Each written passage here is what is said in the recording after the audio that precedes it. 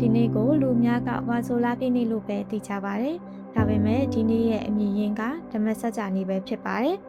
။ဒီနေ့မှာဗုဒ္ဓမြတ်စွာဘုရားရှင်ကဓမ္မစကြာတရားတော်ကိုပြစ္ဆဝဂ်ကိ၅ပါးအားပထမအဆုံးဟောကြားခဲ့ပါတယ်။ဒီနေ့ဟာဗုဒ္ဓသာသနာရဲ့ပထမအဆုံးတရားဟောတဲ့နေ့ဖြစ်ပါတယ်။ဒီဓမ္မစကြာတရားကိုနာကြားပြီးအရှင်ကောဋိညာဟာတရားမျက်စိပွင့်ခဲ့တဲ့ပထမအဆုံးအရိယပုဂ္ဂိုလ်ဖြစ်လာခဲ့ပါတယ်။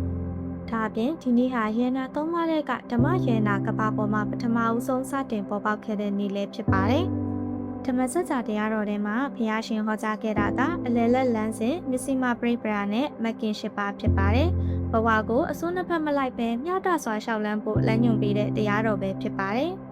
ဝါဆိုလာပြည့်နေ့မှာလူများကသီလဆောက်တည်ခြင်းတရားနာခြင်းဘာဝနာပွားခြင်းနဲ့စီမီပူဇော်ခြင်းတို့ကိုပြုလုပ်လေးရှိကြပါတယ်။ဒါဟာရိုးရာဓလေ့တစ်ခုသာမဟုတ်ပါဘူး။စိတ်ကိုပြန်လည်သန့်စင်စေရဲ့အလေးချင်းတစ်ခုလည်းဖြစ်ပါတယ်။ဝါဆိုလာပြည့်နေ့ဟာဓမ္မစကြာတရားတော်စတင်ဟောကြားခဲ့တဲ့နေ့ဓမ္မယေနာပေါ်ပေါက်ခဲ့တဲ့နေ့ပထမအဆုံးအရိယတန်ခါဖြစ်ပေါ်ခဲ့တဲ့နေ့ဒါကြောင့်ဝါဆိုလာပြည့်နေ့ဟာဗုဒ္ဓဘာသာရဲ့အရေးကြီးဆုံးနေ့ထူးနေ့မြတ်များတဲ့ကတစ်နေ့ပဲဖြစ်ပါတယ်